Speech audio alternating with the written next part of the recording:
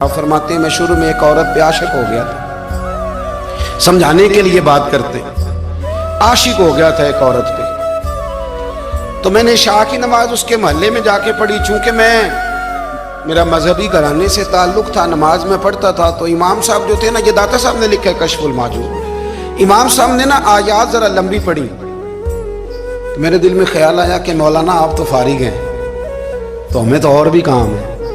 تو کہتے ہیں نماز سے فارغ ہو کے میں اس کے گھر کے چکر لگاتا تھا، ساری رات گھومتا رہتا تھا۔ وہ چند لمحوں کے لیے چھت پہ آتی تھی، دو ایک بات کرتی تھی، چلی جاتی تھی۔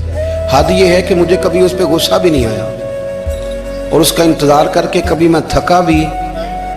یہ داتا صاحب لکھ رہے ہیں۔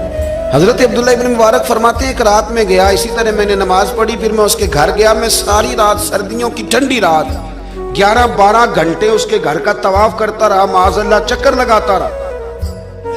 آدھی رات کو سحری کے وقت وہ چھت پہ آئی 1 منٹ کے لیے، اور کہنے لگی گھر میں مہمان بہت زیادہ ہیں، آج بات نہیں ہو سکے گی۔ حضرت عبداللہ ابن مبارک فرماتے ہیں کہ میں جب واپس لوٹا تو نہ مجھے اس پہ غصہ تھا، نہ مجھے تھکاوٹ تھی، بلکہ میرے دل کے اندر اس کے لیے محبت بڑھ رہی تھی۔ میں کہہ رہا تھا کتنی اچھی ہے بیچاری، اتنے راش میں بھی اور اتنی مجبوری میں بھی 1 منٹ کے لیے چھت پہ آئی ہے، پھر بھی مجھے اس سے پیار بڑھ رہا تھا۔ کہتے ہیں جب میں تھوڑا آگے بڑھا تو فجر کی اذان ہو رہی تھی، یکدم میرے اندر سے آواز اٹھی۔ میں نے کہا عبداللہ، اگر تو ایک عورت کے لیے ساری رات کھڑا رہتا ہے، نہ تھکاوٹ ہوتی ہے، نہ غصہ آتا ہے، بلکہ پیار بڑھتا ہے، اگر عورت کے لیے بندہ کھڑا رہ سکتا ہے تو رب رسول کے لیے بھی کھڑا رہ سکتا ہے۔ پھر تراویح پڑھنا کوئی اتنا مشکل کام نہیں ہے، پھر تہجد کے لیے اٹھنا کوئی مشکل کام نہیں ہے، شرط یہ ہے کہ پیار ہو جائے۔